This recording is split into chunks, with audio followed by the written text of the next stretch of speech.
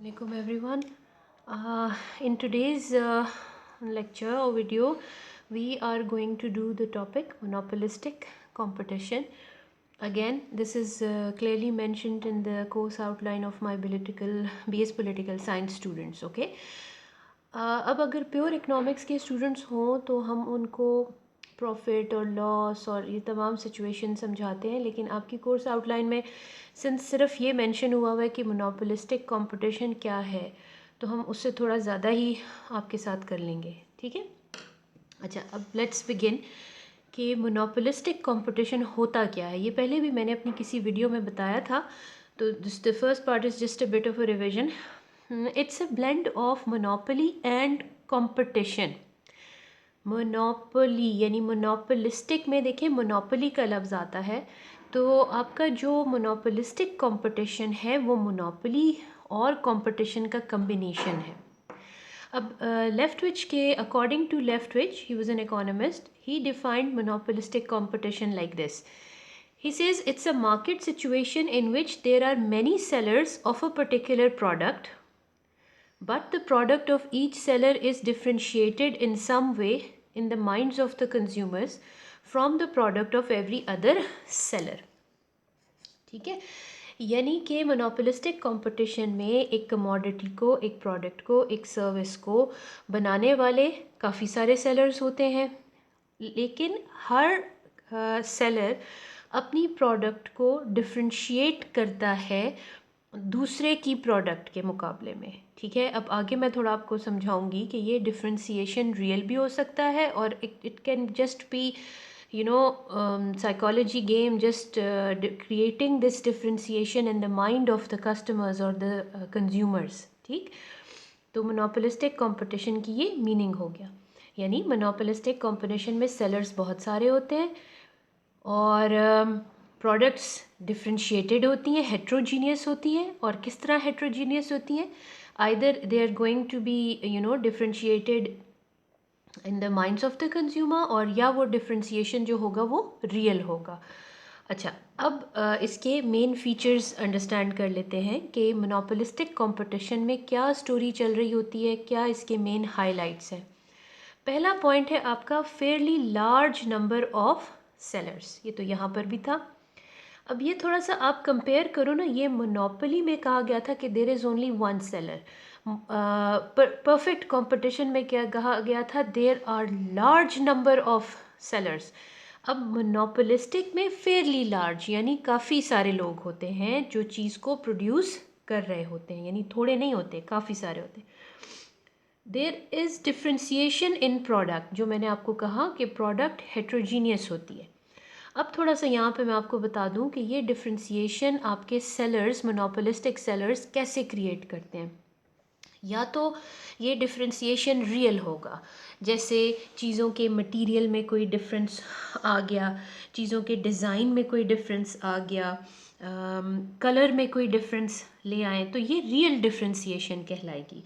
और बाज़ दफ़ा चीज़ें डिफ्रेंशिएटेड नहीं होती, लेकिन वो एडवर्टिज़मेंट के थ्रू एक डिफरेंस क्रिएट करते हैं अपने क्लाइंट्स के या कस्टमर्स के जहन में. ठीक है.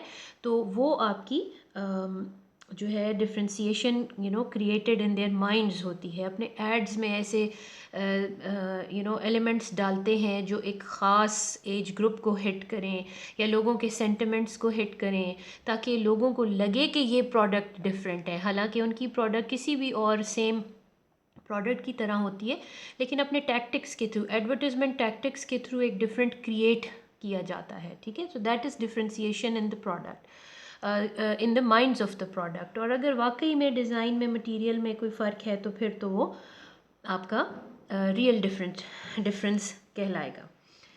अच्छा, नेक्स्ट है इसकी मेन फीचर कि मोनोपोलिस्टिक कंपटीशन में बहुत ज़्यादा एडवर्टीजमेंट और प्रोपेगेंडा किया जाता है, क्योंकि इसमें चीज़ के बनाने वाले काफ़ी सारे होते हैं और वो सारे मोर और लेस सेम प्रोडक्ट प्रोड्यूस कर रहे होते हैं. तो अपनी मार्केट कैप्चर करने के लिए, ज़्यादा से ज़्यादा क्लाइंट्स को कैप्चर करने के लिए बहुत एड्स चलाते हैं. वो एड्स टीवी पर भी हो सकते हैं, रेडियो पर भी, प्रिंट मीडिया पर भी. ठीक है. वो बहुत ज़्यादा वही वाली बात रिपीट करने वाली बात है कि अब बहुत ज़्यादा टैक्टिक्स इस्तेमाल करते हैं ज़्यादा से ज़्यादा अपने क्लाइंट्स को कैप्चर करने के लिए, ठीक है। प्रोपेगेंडा किस तरह करते हैं कि अपनी कमोडिटी में उसकी अट्रैक्टिव पैकेजिंग कर लेंगे, उसके साथ जो आपके कह लो जो एड्स में एक्टर्स एक्ट्रेसेस होते हैं उनको यूज़ किया जाता है, उनके नाम उनको फेम को यूज़ करके अपनी प्रोडक्ट को सेल करने की कोशिश करते हैं। लाइक कोई कोई भी वेल रिप्यूटेड क्रिकेट का स्टार हो, स्पोर्ट्स स्टार हो, कोई एक्टर हो, वो जब एक ऐड में आता है ना तो बंदे के जहन में ऑटोमेटिकली आ जाता है कि भाई ये चीज़ तो वाकई अच्छी है, ये तो वाकई डिफरेंट है और चीज़ों के मुकाबले में। तो उनका ये प्रोपेगेंडा करते हैं ज़्यादा क्लाइंट्स को कैच करने के लिए, ठीक है। उनका सर्वाइवल इसी प्रोपेगेंडे की बेस पे होता है।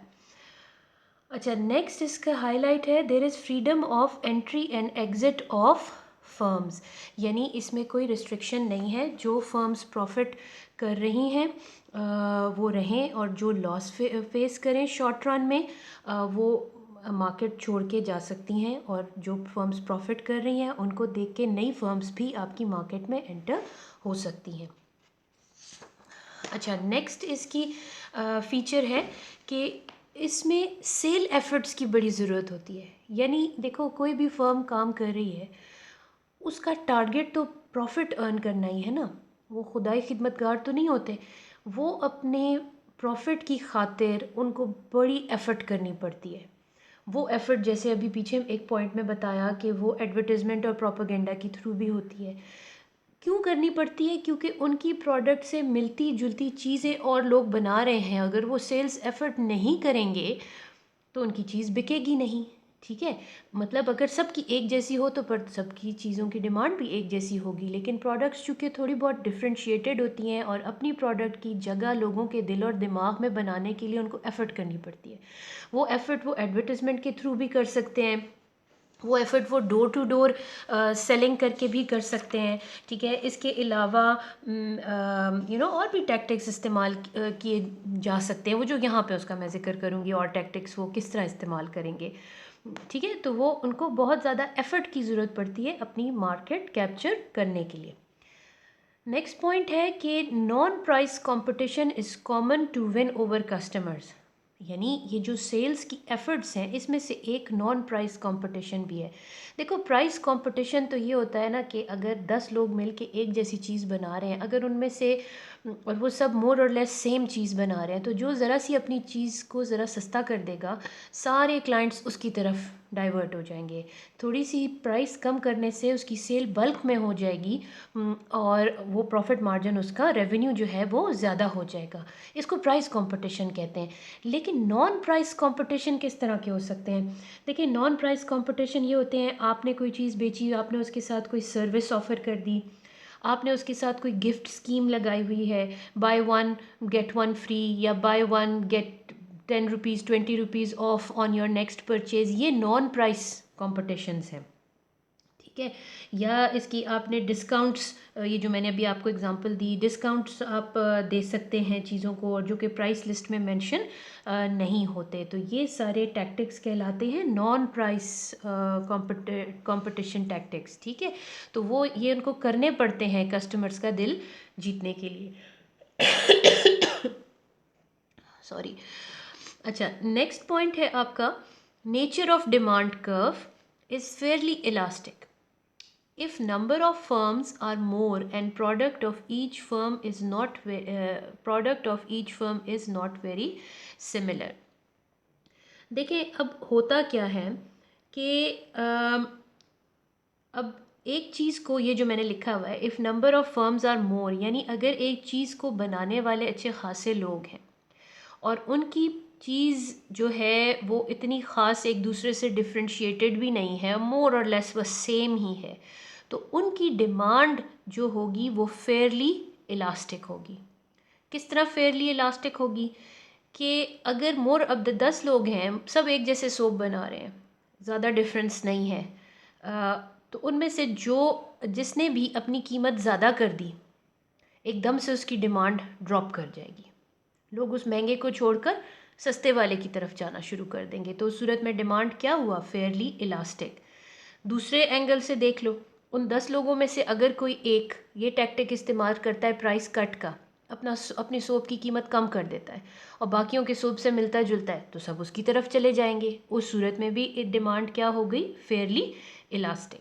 तो ये एक इसका एक फीचर है कि मोनोपोलिस्टिक कंपटीशन में डिमांड, अगर चीज़ को बनाने वाली बहुत सारी फर्म्स हैं तो उनके लिए डिमांड कर्व क्या होगा, फेयरली इलास्टिक। अच्छा, ये 2 पॉइंट्स मैंने लिखे हैं, ये वैसे ही आपको बताने के लिए कि मतलब यहाँ तक हमारा मोनोपोलिस्टिक कंपटीशन और उसके मेन फीचर्स ख़त्म हो जाते हैं। आगे मैं आपको इसका एक थोड़ी सी एक्सटेंशन कराऊंगी, लेकिन ये 2 पॉइंट्स मैं बताना चाह रही थी कि शॉर्ट रन में मोनोपोलिस्टिक फर्म्स जो हैं वो या प्रॉफिट्स करेंगी या लॉस। ठीक, ये पॉइंट्स आप याद रखें। और लॉन्ग रन में मोनोपोलिस्टिक फर्म्स ना प्रॉफिट करती हैं ना लॉस, वो सिर्फ नॉर्मल प्रॉफिट अर्न करती हैं। तो इनके ये 2 फीचर्स परफेक्ट कंपटीशन से मिलते जुलते हैं। परफेक्ट कंपटीशन में तो शॉर्ट रन में फर्म प्रॉफिट भी करती है, लॉस भी करती है, एबनॉर्मल प्रॉफिट भी करती है, शट डाउन सिचुएशन भी फेस कर सकती है। लेकिन मोनोपोलिस्टिक फर्म या प्रॉफिट करेगी या लॉस, क्योंकि मैंने आपको कहा था ना, new firms can enter and exit the industry. और लॉन्ग रन में कोई फर्म सुपर नॉर्मल प्रॉफिट नहीं करती, सब फर्म्स सिर्फ नॉर्मल प्रॉफिट अर्न कर रहे होते हैं। ठीक है। अच्छा, नेक्स्ट हम कर लेते हैं वेस्ट्स ऑफ मोनोपोलिस्टिक कंपटीशन।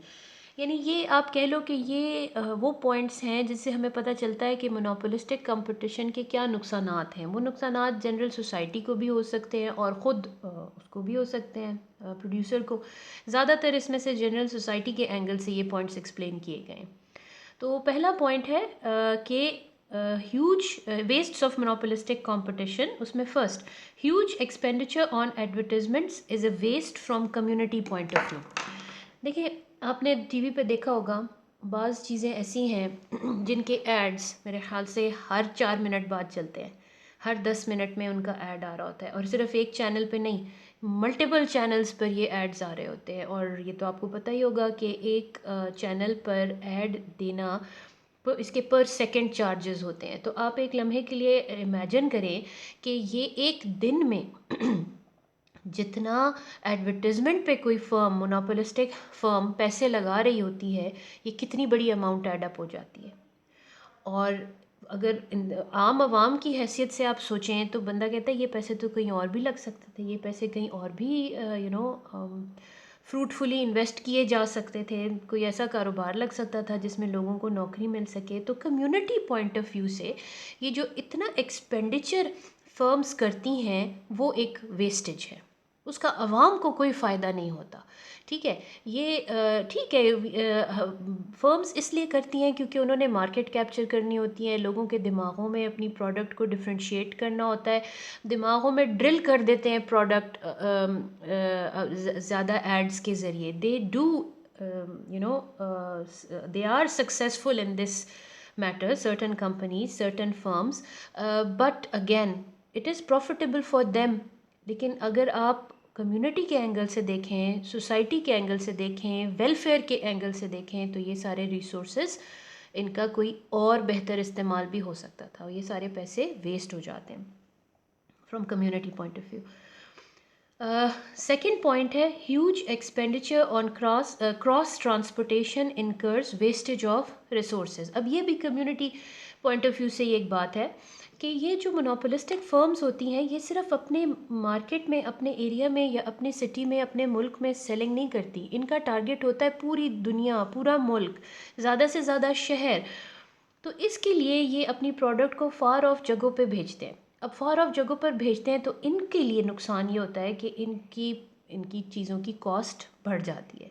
ठीक है, और दूर दराज के इलाकों के लोगों को वो चीज़ मिलती है, महंगी मिल जाती है, लेकिन मिल तो जाती है। लेकिन फिर आप देखो तो अगर हर मोनोपोलिस्ट सिर्फ एक एरिया, एक पर्टिकुलर रीजन पे फोकस करे तो उसकी कितनी एक्सपेंडिचर कॉस्ट कम हो सकती है, और वही पैसा अगर वो प्रॉपरली कहीं और इन्वेस्टमेंट हो तो वो कम्युनिटी पॉइंट ऑफ व्यू से भी बड़ा यूज़फुल हो सकता है। तो ये एक दोनों एंगल से ये लिखा हुआ है कि ये जो क्रॉस ट्रांसपोर्टेशन होती रहती है इसमें भी बहुत सारा पैसा लग जाता है, और वो दोनों एंगल्स से ठीक नहीं है। एक एंगल से तो बिल्कुल भी ठीक नहीं है, क्योंकि कम्युनिटी को तो वो चीज़ एंड में eight the end of the day महंगी ही मिलती है, ठीक। और दूसरा ये कि वो पैसे कहीं और यूज़ हो जाते तब भी कम्युनिटी को फ़ायदा होता। हाँ, मोनोपोलिस्टिक को ज़्यादा नुकसान इसलिए नहीं होता कि फिर वो उस चीज़ की कीमत ज़्यादा हो जाती है ना फार ऑफ प्लेसेस में, so they are better off, but community is in a worse of situation. Third wastage क्या है मोनोपोलिस्टिक कंपटीशन का, कि product differentiation leads to production of various types and qualities. यानी मोनोपोलिस्ट जो होता है वो कोई एक चीज़ बहुत ज़्यादा क्वांटिटी में प्रोड्यूस नहीं करता, वो क्या करता है हमेशा अपनी चीज़ की बड़ी वैरायटी रखता है, ठीक है, और उस वैरायटी में भी डिफरेंट क्वालिटीज़ होती हैं, ठीक है। इट जस्ट सो हैपन कि just few days back I went to buy a fridge. अब जब when I was comparing the prices, तो उसमें कुछ ऐसी चीज़ें थी, फीचर्स थे फ्रिज में जो दो कंपनीज़ की ब्रांड्स में थे, कि जी ये भी यूपीएस पे चलता है, ये भी सोलर पे चलता है, लेकिन एक की कीमत लाखों में थी, एक की कीमत हज़ारों में थी, ठीक है। ये भी हुआ कि एक ही कंपनी के दो डिफरेंट फ्रिज जो है उसमें दोनों फीचर्स मौजूद थे, दोनों तीनों जितने भी फीचर्स थे कीमत में फ़र्क था। So I kind of went like 3-4 times to different stores to find out the actual difference in the commodity in the product or in the fridges. मुझे नहीं समझ लगी कि ये actually में क्या हो रहा है. Randomly I picked one up and I bought it at the end of the day. But the thing is कि इतनी features, इतने qualities, और इन्होंने सिर्फ मुझे confuse ही किया। और यही काम जनरल पब्लिक के साथ भी होता है कि जितनी ज़्यादा टाइप्स और क्वालिटीज़ मौजूद होती हैं उनकी कन्फ्यूजन उतनी ज़्यादा होती है, और उसमें ये मोनोपोलिस्ट क्या फ़ायदा उठाते हैं, कस्टमर को कंफ्यूज करके ये अपनी चीज़ों की या अपनी ब्रांड जो ये क्रिएट कर देते हैं उसकी कीमत ये फिर भी ज़्यादा ही चार्ज करते हैं। तो वही बात हो गई कि at the end of the day आपका क्लाइंट जो है he ends up paying quite lump sum price of something which did not deserve it in the first place. Next point है इसका वेस्ट्स ऑफ मोनोपोलिस्टिक कंपटीशन का, कि inefficient firms continue producing commodities along with efficient firms, leading to customers paying higher prices of their products. अच्छा, अब inefficient firms की किस्सा इस तरह का है ना कि inefficient firms जो होती हैं चूँकि वो भी चीज़ प्रोड्यूस कर रही हैं, एफिशिएंट फर्म्स भी प्रोड्यूस कर रही हैं। अब एक चीज़ के बनाने वाले लेट्स से 5-10 लोग हैं, उसमें से लेट्स से 7 फर्म्स एफिशिएंटली काम कर रही हैं। एफिशिएंटली से मेरी मुराद है कि वो ऑप्टिमम लेवल पर काम कर रही हैं, लोएस्ट कॉस्ट पे काम कर रही हैं, और उनमें से कोई 10 में से 3 ऐसी हैं जो इनएफिशिएंट हैं, उनकी प्रोडक्ट अच्छी नहीं है, उनका उनसे कस्टमर इतना सेटिस्फाइड नहीं है, लेकिन चूँकि वो उस गैंग में शामिल हैं, उस ग्रुप ऑफ मोनोपोलिस्ट कॉम्पिटिटर्स में शामिल हैं, तो वो भी अपनी चीज़ की कीमत ऑलमोस्ट वही रखेंगे जो बाकी 7-8 लोगों ने रखी हुई है। तो आखिर में नुकसान किसको हुआ? वो लोग जो इन 3 इनएफिशिएंट प्रोड्यूसर से चीज़ ख़रीद रहे हैं। अगर उनको तो नहीं मालूम होता ना कि कौन एफिशिएंट है, कौन एफिशिएंट नहीं है। वो तो चीज़ों की लुक्स, उसकी पैकेजिंग, उसकी फ्रेग्रेंस, उसके ज़ाहिरी डिज़ाइन को देख के चीज़ ले लेते हैं, लेकिन इनमें पता चलता है कि वो क्वालिटी अच्छी नहीं थी, और उन्होंने कीमत उतनी ही दी है कि वो दूसरी ब्रांड की ले लेते तो शायद उसकी क्वालिटी ज़्यादा अच्छी होती। तो इस पॉइंट से ये मुराद है कि इनएफिशिएंट फर्म्स भी काम करती रहती हैं मोनोपोलिस्टिक कंपटीशन में। उसका नुकसान ये होता है कि कस्टमर जो है वो एंड में ऐसी चीज़ के लिए ज़्यादा कीमत दे देता है जो डिज़र्व नहीं करती थी, ठीक। अच्छा, नेक्स्ट पॉइंट है आपका कि monopolistic competition prevents standardisation of commodities. अब ये मैंने आपको पहले एक पॉइंट बताया ना कि मोनोपोलिस्ट जो है वो एक ही चीज़ प्रोड्यूस नहीं करता, वो अपनी चीज़ों में बहुत सारी वैरायटीज़ और उन वैरायटीज़ में भी आगे बहुत सारी क्वालिटी लेवल्स बनाता है। असल में स्टैंडर्डाइजेशन या यूनिफॉर्मिटी लाई जा सकती है लार्ज स्केल पे, ठीक है। और लार्ज स्केल पे प्रोडक्शन करना जो है कभी कभी इन्हें सूट नहीं करता। आप लार्ज स्केल में एक स्टैंडर्डाइज डिज़ाइन प्रोड्यूस कर दें और वो क्लाइंट्स को क्लिक ना करें, उनको हिट ना करें, उन्हें पसंद ना आए, तो आपकी कॉस्ट्स तो आसमान को टच कर गई और उधर आपका रेवेन्यू गिर गया। तो मोनोपोलिस्ट को नुकसान होता है चीज़ों की स्टैंडर्डाइजेशन करने में, so they usually do not follow standardization of commodities, ठीक है। अच्छा, आखिरी पॉइंट की तरफ चलते हैं, जो कि है हमारा फर्म्स की साइज़ पर, जिस साइज़ पे वो ऑपरेट करते रहते हैं, ठीक है। अब ये है, इस तरह है, यहाँ पे मुझे हेडिंग लिख देनी चाहिए थी कि a firm need not be of the optimum size, यानी फर्म्स ऑप्टिमम साइज़ पे ज़रूरी नहीं है कि काम कर रही हों, ठीक है। वजह क्या है, इसको मैं पहले रीड करती हूँ फिर आपको समझाती हूँ। देखिए यहाँ लिखा है, firms may not need to be of optimum size and thus may function with under utilized plants, thus penalizing the customers through higher prices। अच्छा, देखिए अब होता ये है कि परफेक्ट कंपटीशन में, मैं परफेक्ट कंपटीशन की बात कर रही हूँ, कि लॉन्ग रन में सारी फर्म्स ऑप्टिमम साइज़ पे काम कर रही होती हैं। ऑप्टिमम साइज़ पे काम करने का मतलब है कि उनकी लोएस्ट एवरेज कॉस्ट पे दे आर ऑपरेटिंग। और अगर फर्म एफिशिएंट साइज़ पे ना हो तो वो क्या कर सकती है कि वो अपनी आउटपुट को एक्सपैंड कर ले, ठीक है, ताकि वो एवरेज कॉस्ट पे प्रोड्यूस करना शुरू कर दे। यही चीज़ ज़रूरी नहीं है कि एक मोनोपोलिस्टिक फर्म भी कर रही हो, यानी मोनोपोलिस्टिक फर्म ज़रूरी नहीं है कि ऑप्टिमम साइज़ पे काम करे। हाँ, ये और बात है कि अगर वो अपना प्रोडक्शन या आउटपुट एक्सपैंड करे तो उसकी कॉस्ट गिर जाएगी, लेकिन कॉस्ट गिरने के बाद उसको, चूँकि उसने इतनी चीज़ प्रोड्यूस कर ली है तो उसको अब सेल भी तो करना पड़ेगा, और उसका टैक्टिक ये होगा कि उनको प्राइस कम करनी पड़ेगी। अब जब प्राइस कम करेंगे तो ऐन मुमकिन है कि उनका टोटल रेवेन्यू भी कम हो जाए, तो उनको इतने लांझे में पड़ने की क्या ज़रूरत है। वो कहते हैं हमें क्यों हम ऑप्टिमम साइज़ पे ऑपरेट करें, कम कीमत करके फिर चीज़ों को सेल करें, इसमें तो ख़तरा है कि भाई आपकी रेवेन्यू गिर सकता है। So they may not work at optimum size, यानी उनके प्लांट्स में अभी फर्दर कैपेसिटी प्रोड्यूस होती है प्रोडक्शन करने की, वो अंडर यूटिलाइज्ड पड़े रहते हैं, लेकिन चीज़ को वो फिर भी महंगे दामों ही बेचते हैं, ठीक है।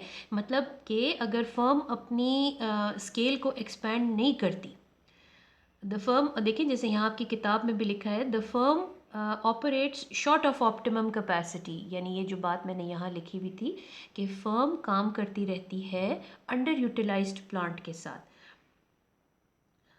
When each firm functions with underutilized plants, then the consumers are penalized through higher prices compared to the competitive prices। यानी कि वो underutilized plants के साथ काम कर रहे होते हैं, उनकी एवरेज कॉस्ट मिनिमम पे प्रोडक्शन नहीं हो रही होती, कॉस्ट उनकी ज़्यादा लग रही होती है, लिहाजा वो चीज़ को भी महंगा बेचते हैं। तो आखिर में ज़ोर किस पे आ जाता है, कस्टमर पे। वो बेचारे पीनलाइज हो जाते हैं, उनको मजबूरन फिर चीज़ों की ज़्यादा कीमत अदा करनी पड़ती है। I hope I made this point clear, and that's about it for this topic. See you in the next video. Thank you for listening.